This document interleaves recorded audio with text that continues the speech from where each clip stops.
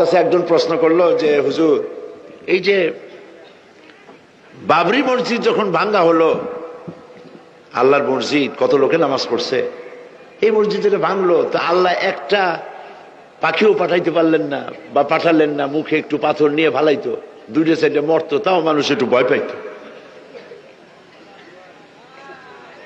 এটা হইল না কেন?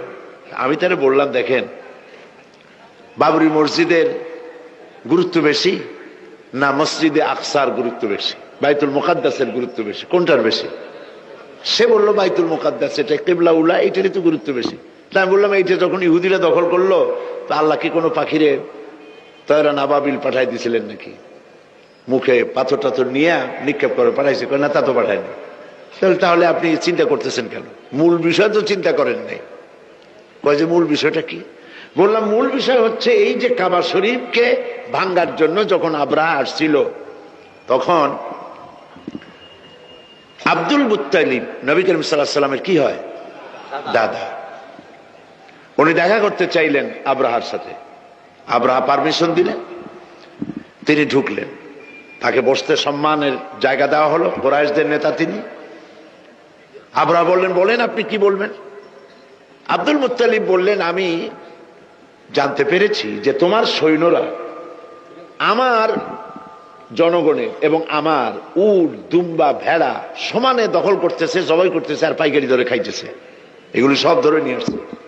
আমি তোমার কাছে এটা বলতে আসছি, তোমার সৈন্যদেরকে বলো আমাদের উট টুট যা ধরছে, ছাগল ভেড়া সব যেন ছাড়িয়ে দেয়। আবরাহা কই যে আশ্চর্য কথা, আমি মনে করেছিলাম যে তুমি কাবা শরীফ ভাঙতে আসছি, আমি আমারে অনুনয় বিনয় করে তুমি বলবা যে কাবা ঘর রক্ষা করো, তুমি ভাঙ্গো না, তা না কই তুমি তোমার গরু ছাগল উঠ ভেড়া, তোমার কাছে কি কাবার চাইতে উঠ ভেড়া ছাগলের দাম বেশি? আব্দুল মুত্তালিব বললেন যে মোটেই না, ওইটার মূল্য আমাদের কাছে অনেক বেশি, তবে আমি ওইটার মালিক না, আমি উঠ ছাগল ভেড়ার মালিক, সেইটা আমি ছাড়াই নিতে আসছি, আর ঘরটা যার, আমি ওই ঘর ধরে বলে আসছি, হে ঘরের মালিক, তুমি তোমার ঘরকে ঠেকাও।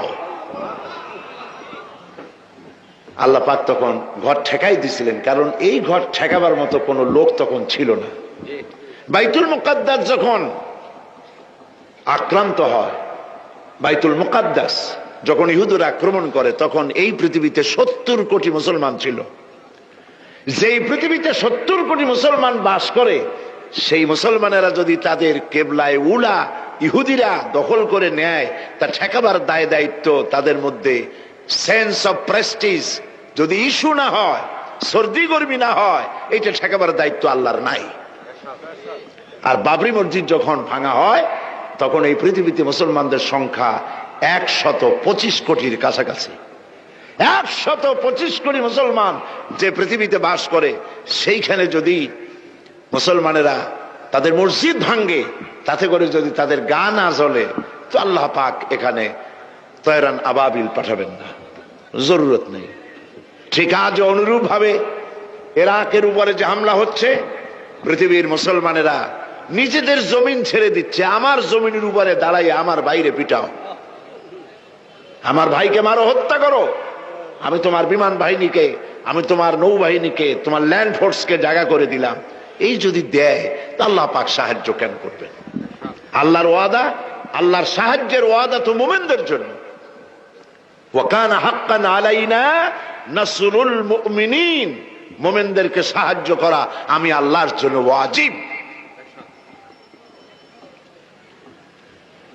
আল্লাহ রাব্বুল আলামিন কোরআনে কারীমের মধ্যে বলেছেন, ওয়ালা তাহিনু ওয়ালা তাহজানু ওয়া আনতুমুল আলাউনা ইন কুনতুম মুমিনিন। কোনো ভয় নাই, কোনো চিন্তা নাই, যদি মুমিন হও, আমি আল্লাহ তোমাদেরকে বিজয় দান করব। ইজা ফাতাশ শার ফাতাল মাশরুত। শর্ত যদি পালন করা না হয়, ওয়াদা পূরণ হবে না। শর্ত হচ্ছে মুমিন হও, আল্লাহ বলছেন আমি সাহায্য করব। আমরা কি মুমিন হইতে পারছি? জবাব চাই, মুমিন হইতে পারছি? নিজের বুকের কাছে হাত দেন, নিজের কলবের কাছে, নফসের কাছে প্রশ্ন করুন। আল্লাহ যে মুসলমান চান, রসুল যে মুসলমান চান যে কোয়ালিটির, আমি কি সেই কোয়ালিটি, সেই রিকোয়ারমেন্ট আমি কি ফুলফিল করতে পেরেছি? মন থেকে একটা নেগেটিভ জবাব আসবে, মন বলবে না এখনো হইতে পারো নাই। দাড়ি, টুপি, জামা, হজ, নামাজ হয়তো সবই ঠিক আছে, নামাজ পড়তে পড়তে হয়তো কপালে দাগও লেগেছে, কিন্তু মোমেন হওয়ার জন্য যেটা প্রয়োজন ছিল সেটা এখনো হয় নাই।